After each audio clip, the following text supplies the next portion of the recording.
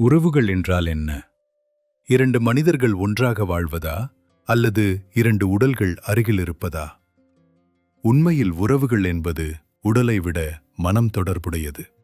மனம் புரிந்து கொள்ளாத உறவு நீண்ட காலம் நிலைக்காது.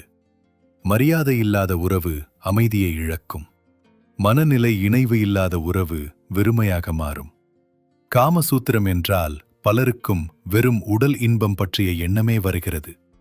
ஆனால் காமசூத்திரம் உறவுகளை எவ்வாறு ஆழமாகவும் அமைதியாகவும் மரியாதையுடன் வளர்க்க வேண்டும் என்பதை மிகத் தெளிவாக எடுத்துரைக்கும் ஒரு வாழ்க்கை தத்துவம். இந்த வீடியோவில் உறவுகளில் புரிதல், மரியாதை, மனநிலை இணைவு ஏன் மிக முக்கியம், குடும்ப உறவுகளிலும் துணை உறவுகளிலும் அமைதி மற்றும் நெருக்கம் உருவாக காமசூத்திரம் எவ்வாறு வழிகாட்டுகிறது என்பதையும் விரிவாக பார்க்கப் போகிறோம். உறவுகளில் முதலில் தேவைப்படுவது புரிதல்.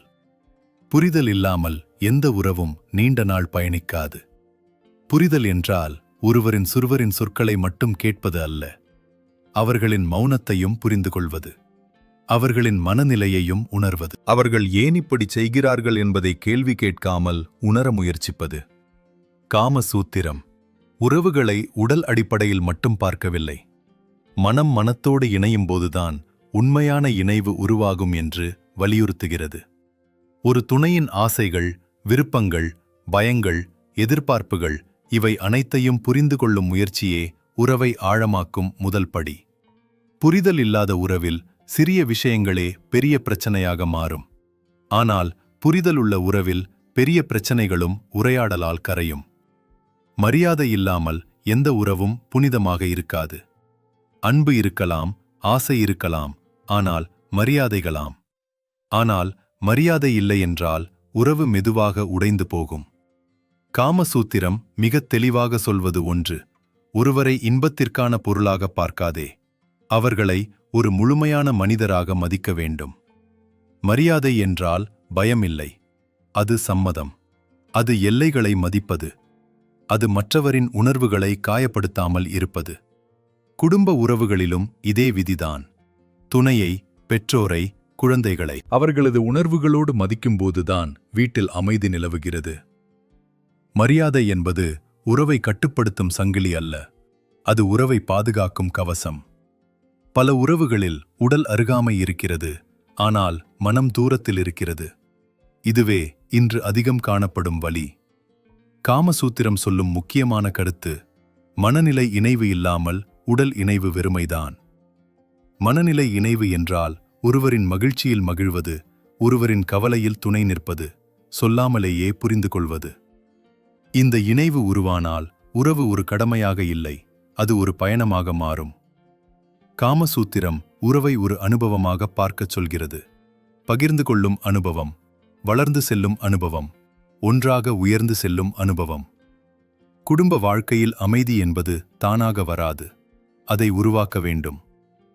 காமசூத்திரம் சொல்லும் அடிப்படை வழிகாட்டுதல்: உறவில் ஒவ்வொருவருக்கும் இடம் இருக்க வேண்டும், அவர்களின் தனித்தன்மை மதிக்கப்பட வேண்டும்.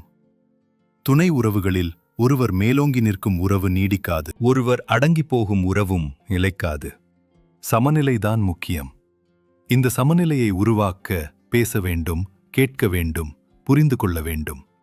இந்த இடத்தில் ஒரு சிறிய நினைவூட்டல்: உறவுகள், ஆன்மீகம், வாழ்க்கை தத்துவம் போன்ற ஆழமான பயனுள்ள வீடியோக்களை தொடர்ந்து பெற இப்போது சப்ஸ்கிரைப் பொத்தானை அழுத்தி சேனலை ஆதரிக்கவும். இன்றைய உலகில் உறவுகள் வேகமாக உருவாகின்றன, அதே வேகத்தில் உடைந்தும் போகின்றன.